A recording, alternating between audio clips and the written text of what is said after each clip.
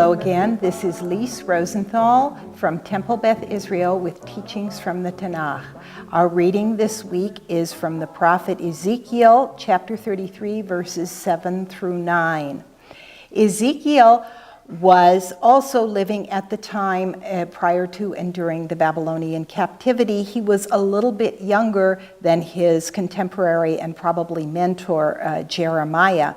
Unlike Jeremiah, he was actually exiled to Bavel with most of the intelligentsia and elite of Bnei Israel.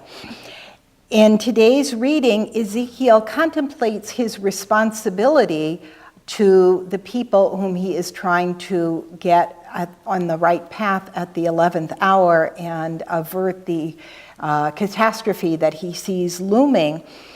He understands that if he does not speak, he shares the guilt of the people who are behaving badly and incurring God's wrath.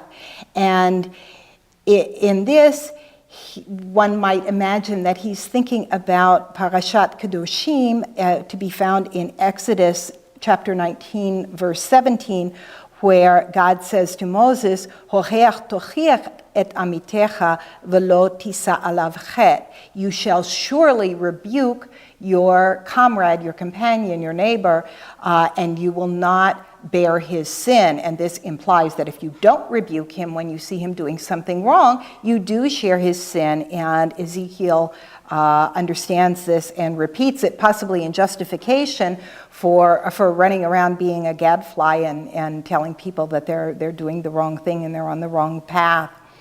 So we learn from Ezekiel that in addition to being obligated to our neighbor with respect to his food and his shelter and his clothing, and even to raising up his donkey if it tips over in the road, we're also obligated to keep them on the right moral track. And we incur God's wrath if we do not do everything that we can to bring this about.